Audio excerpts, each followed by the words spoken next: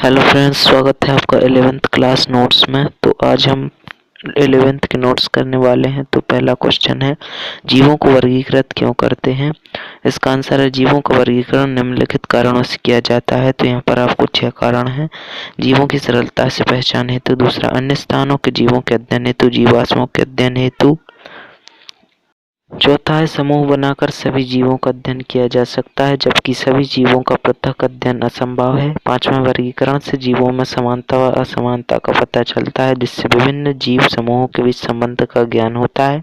छठा है, विभिन्न टैक्सा के विकास का पता चलता है। इसके बाद हमें दूसरा क्वेश्चन दिया गया है। तो दूसरा क्वेश्चन है, वर्गीकरण प्रणाली को बार बार क्यों बदलते हैं। इसका आंसर है, नए उपकरणों और प्रौद्योगिकी के विकास के साथ साथ वैज्ञानिक अध्ययन का भी लगातार विकास होता रहता है। प्राचीन काल में वैज्ञानिक जीवों का वर्गीकरण कर उनके आवास तथा गुण के आधार पर करते थे। उसके पश्चात बाह्य आकारिकी वर्गीकरण का मुख्य आधार बन गई।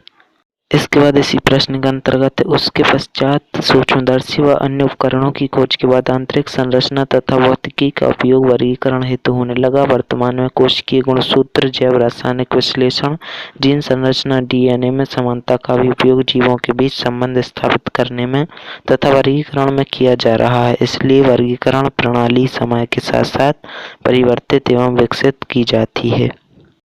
इसके बाद चौथा क्वेश्चन है, व्यष्टि तथा समष्टि की पहचान से हमें क्या शिक्षा मिलती है। इसका आंसर है, व्यष्टि पहले व्यष्टि और समष्टि अलग अलग लिखना है। तो प्रत्येक व्यष्टि में कुछ विशिष्ट लक्षण होते हैं जो उसकी समष्टि के अन्य व्यष्टियों में नहीं पाए जाते।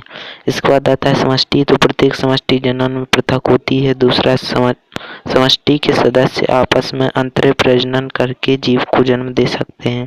तीसरा है, ये समष्टि के सदस्यों में समानता होती है, ये अन्य समष्टि के असमान दिखाई देते हैं।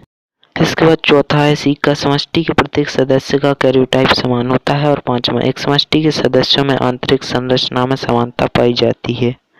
इसके बाद पांचवा क्वेश्चन है, आम का वैज्ञानिक नाम लिखिए, इसमें से कौन सा सही है। तो दो ऑप्शन दिए गए हैं हमें, एक मैंजीफेरा इंडिका और दूसरा मैंजीफेरा इंडिका।